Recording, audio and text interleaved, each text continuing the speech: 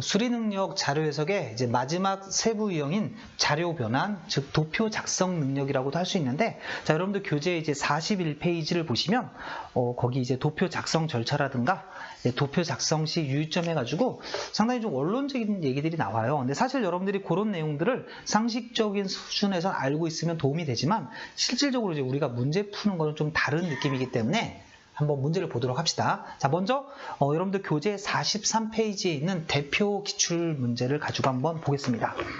자, 문제를 한번 보시면 이제 다음은 원자력 공급 산업체 및 연구 공공기관의 교육훈련비 추이에 관한 자료이다. 이를 기반으로 작성한 그래프로 옳지 않은 것은. 자, 이런 문제들이 여러분들이 이제 크게 보시면 이렇게 표가 주어져 있고 그걸 이제 그래프 같은 거로 변환하는 유형이 주를 이룬다고 보시면 됩니다. 물론 이제 조금 변형돼 가지고 어떤 이제 보고서라든가 다른 형태로 나올 수도 있지만 기본적인 형태가 이런 형태이기 때문에 먼저 이걸 해결해 주시면 됩니다.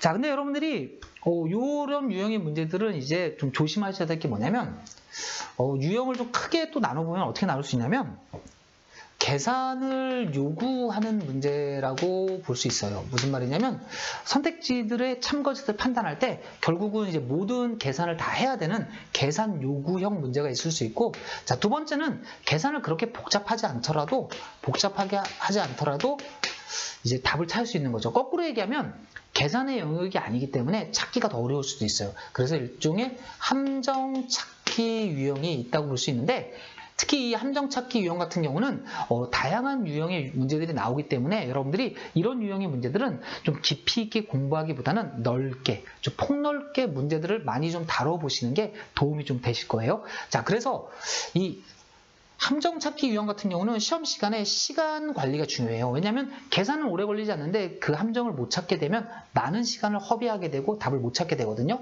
자, 그 다음에 이 계산 요구 같은 경우는 계산을 선택지가 5개가 다 계산을 요구하는 거기 때문에 생각보다 좀 난이도가 높을 수가 있어요. 하지만 이제 이런 것들도 조금 이제 이렇게 접근하면 좀 쉬울 수가 있는데, 일단 첫 번째로 우리 계산할 때 덧셈, 자, 그냥 좀 짧으니까 이제 기호로 쓰겠습니다. 그냥 이렇게 덧셈이나 뺄셈, 즉 플러스 마이너스를 쓰는 것과 그다음에 곱셈하고 나눗셈을 쓰는 게 있는데, 자, 우리 통상적으로는 이런 형태가 계산이 쉬운 걸로 알려져 있지만 당연하죠, 그거는.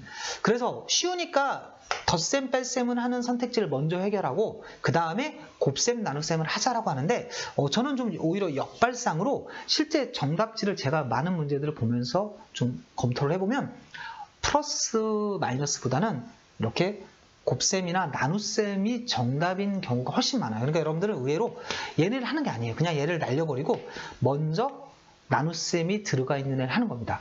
거꾸로 얘기하면 찍을 때도, 문제를 풀지 않고 찍을 때도 그냥 얘네는 선택지에서 제거해버리고 차라리 곱셈하고 나눗셈이 필요한 애들 중에서 찍으라는 얘기예요. 자, 어떤 분들 계산이 조금 느리신 분들 말씀드리는 겁니다.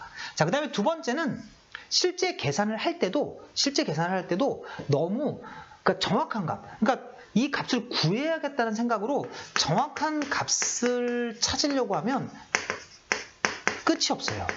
정확한 값을 찾는 게 아닙니다. 우리가 원하는 건 대부분 다 뭡니까? 옳지 않은 걸 고르기 때문에 틀린 계산을 찾는 거예요. 틀린 계산을 찾는 거기 때문에 이거는 여러분들이 생각하는 것보다 생각보다 쉬울 수도 있어요. 그게 무슨 말이냐면 오차가 꽤 커요.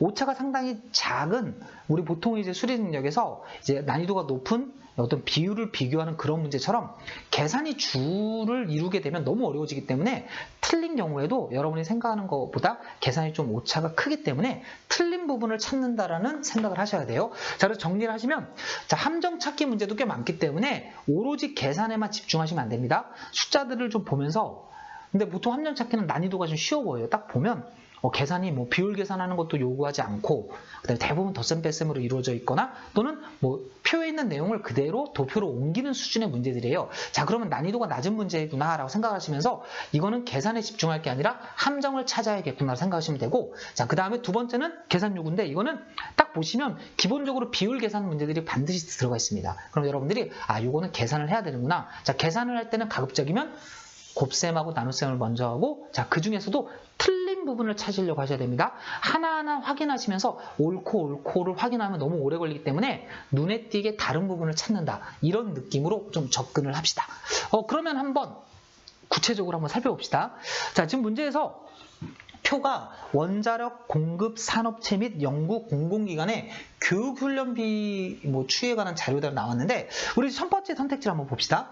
총 교육 훈련비의 추이예요. 그러니까 추이라는 건 이제 변화를 보라는 건데, 그대로 이제 옮긴 거죠. 제가 말씀드렸듯이 이렇게 249, 134, 234, 그다음에 261, 194. 그러니까 오히려 여러분들이 역으로 제가 아까 말했던 게 이렇게 나오면 일일이 다 확인하지 않아도 느낌상으로 그냥 옮기는 거네. 그럼 출제자들이 여기에서 답을 틀리게 할 일은 없어요. 그럼 여러분들이 조심해야 될 게 요게 우리가 지금 보시면 이제 총 교육훈련비 추이라고 했으니까 여기서는 문제가 없지만 이런 말에서 함정을 팔 수도 있어요. 그리고 또 여기서는 물어보는 거에서는 상대 수치의 변화를 물어보고 있죠. 그러니까 예를 들어서 비율값. 근데 실제 그래프를 보니까 절대 수치를 한다던가 이런 식으로 함정을 찾아야 돼요. 자, 요거는 요 선택지에 대한 설명이 아닙니다. 제가 추가 설명을 드리는 거예요. 함정이 이런 것도 나올 수 있다라는. 자, 그래서 여러분들 1번은 보니까 일단 자연스럽게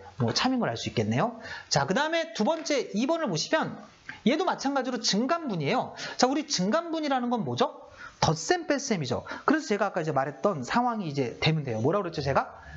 우리 덧셈 뺄셈보다는 뭘 집중하자고 그랬죠?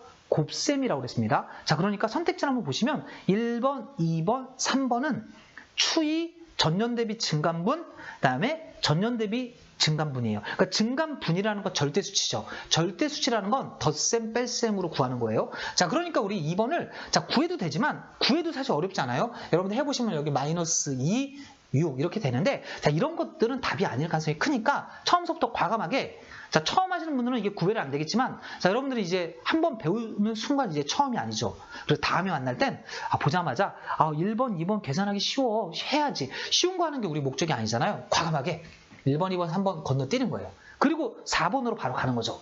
그리고 이제 보는 겁니다. 원자력 지원 관리 분야 전년 대비 증감률이다. 드디어 나왔죠. 바로 뭐가 나온 겁니까? 전년 대비 증감률은 상대 수치, 즉 비율값을 구하는 거기 때문에 이건 뭐가 되는 거죠? 이건 바로 이제 나눗셈, 곱셈을 해야 되는 거죠. 그럼 한번 봅시다. 원자력 지원 관리 분야는 여기예요. 자, 여기 원자력 지원 관리 분야의 전년 대비라는 건 전년도 기준이니까, 자, 여기 한번 보시면 154에서 42로 갔죠.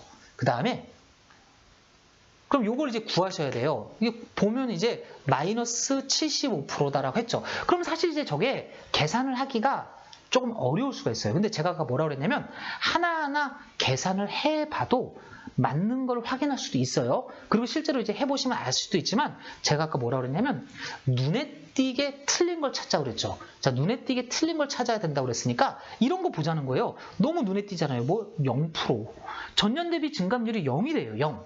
0이라는 건 똑같다는 거죠. 그러면 여기 2015년, 자, 2015년에 여기를 보시면 얘는 124에서, 자, 분명히 그 전년도가 134에서 124면 무조건 감소를 했죠. 근데 우리 이걸 구할 필요는 없잖아. 여기서 우리 필요한 게 이게 아니기 때문에 우리 구할 필요는 없습니다. 구할 필요는 없지만 0인 건 아닌 건 확실하죠. 그러니까 정답이 뭐가 된다?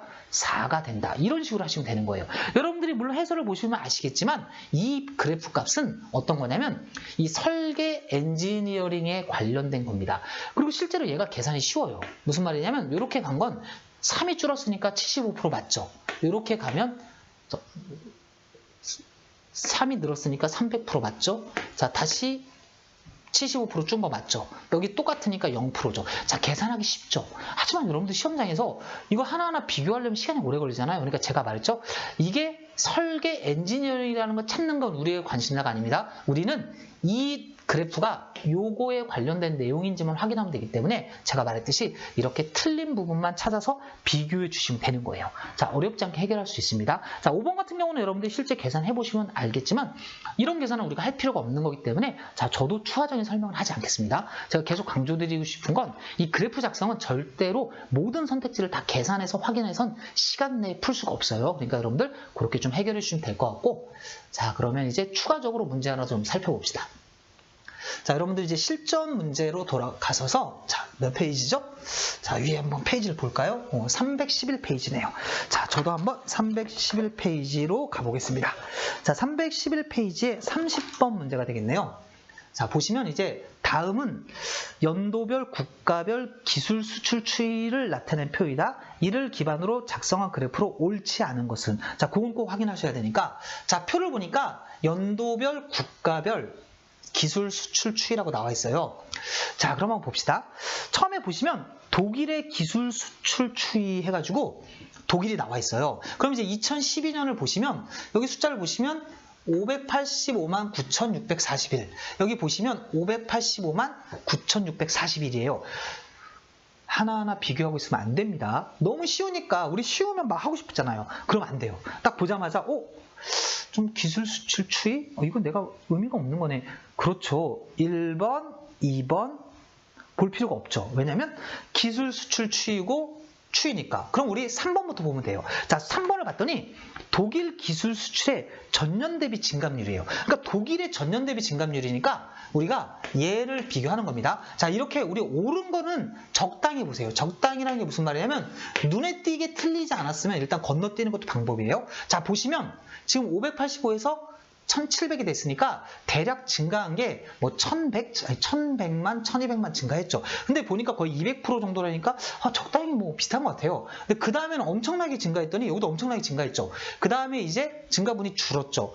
좀 그 다음에 또 증가분이 줄었습니다. 여기는 아예 감소했잖아요. 그 추이가 전체적으로 비슷하니까 일단 한번 건너뛰라는 겁니다. 물론 계산하셔도 되지만 자, 그렇게 하시면 시간이 너무 오래 걸려요. 왜냐하면 이런 유형의 문제는 생각보다 오차가 크다예요.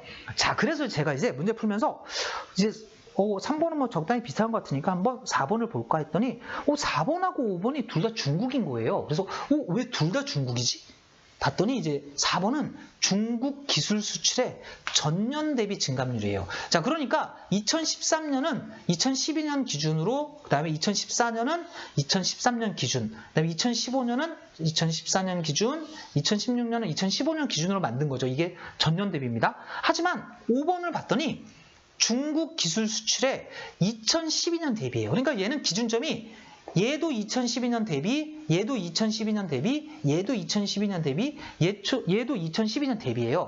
그래서 제가 처음에 문제가 좀 두 개가 다르구나. 같은 중국이지만. 그래서 구하려고 했더니 이런 게 보이더라고요. 뭐가 보였냐면 자, 봅시다. 여기 보면 4번에서 중국 기술 수출의 전년 대비예요. 그러면 2013년 입장에서는 전년이 2012년이 돼요. 근데 5번에 갔더니 마찬가지로 2012년 대비니까 똑같아요. 둘 다. 뭐가요? 이 2013은 전년 대비로 하든 2012년 대비로 하든 같은 숫자가 나와야 되는데 여기 20.9가 있고 여기는 71이에요. 그럼 둘이 틀렸죠. 하나는 같은 거를 물어보는데 하나는 71이라고 돼 있고 하나는 20.9라고 돼 있으니까 둘 중 하나 틀린 겁니다. 자, 그러면 여러분들이 상당히 크기 차이가 크잖아요. 하나는 71이고 하나는 20.9니까 크기 차이가 크니까 한번 보면 되겠죠. 자, 중국을 봅시다. 자, 중국을 보시면 자, 중국이 여기 199만이 아니라 이게 보시면 1억이겠네. 1억. 10억, 10자리니까 10억이네요. 19억이나 되고 여기는 34억이나 되는데 근데 우리 여러분들 이런 거 하실 때 저는 사실 자릿수 잘 몰라요. 자릿수 같은 거 중요하지 않거든요. 왜냐면 우리 어차피 이런 거 할 때는 이게 얼마인지가 뭐가 중요합니까? 적당히 이 정도 숫자만 비교해봐도 1997에서 3416 정도로 갔구나. 자, 그렇다면 저거는 절대 20% 증가한 건 아니죠. 저기 20% 증가하면 안 되죠. 왜냐면 거의 2배에 가까워지는 숫자니까 71% 정도 증가했겠죠. 자, 그러니까 이제 5번의 첫 번째 20.9라고 돼 있으니까 거기가 틀린 거죠. 그러니까 여러분들이 이렇게 푸시면 되는 거예요. 해설을 보신 분들은 아시겠지만 이건 5번은 영구 기술 수출이에요. 영구 기술 영국에 대한 자료예요. 물론 이제 여러분들이 영국을 확인해 보시면 요 값이라는 거 아시겠지만 제가 아까 대표 유형에서도 설명드렸듯이 그건 중요한 게 아니죠. 어차피 우리가 이거 값을 구하는 게 아니라 우리는 틀린 것만 찾으면 되니까 아시겠죠? 자, 여러분들 이런 유형 문제 다시 한번 강조드립니다. 자, 일단은 뭐가 중요하다고 그랬죠? 계산이 없는 애들, 즉 덧셈 뺄셈을 우리 풀기 좋으니까 자, 그걸 먼저 해결하고 싶지만 자, 그거 해결하는 것도 시간이 걸리죠. 그리고 제가 뭐라 했습니까? 통상적으로 정답이 아니에요. 그렇기 때문에 여러분들이 그걸 보지 말고 역발상으로 자, 계산 있는 걸 봅니다. 그래서 본인이 계산이 좀 느리다고 생각하시는 분들은 시험장에서 우리 많은 문제를 푸는 게 중요하니까 자, 시간을 절약하기 위해서 과감하게 찍는 것도 괜찮아요. 근데 숫자 감각이 좀 있다고 생각하시는 분들은 과감하게 건너뛴 다음에 뭘 하냐면 틀린 걸 찾는다. 여러분들 이게 되게 별거 아닌 것 같죠? 아니, 맞는 거 찾는 거나 틀린 거 찾는 거는 뭐가 달라라고 생각하시지만 완전히 다릅니다. 틀린 걸 찾는 겁니다. 그리고 틀린 건 오차가 꽤 크다 그랬어요. 그러니까 여러분들 이렇게 하시면 상당히 빨리 문제 풀 수 있어요. 자, 계속해서 제가 다음 시간부터 이런 유형의 문제들도 추가로 풀어드릴 테니까 여러분들 복습 열심히 하십시오.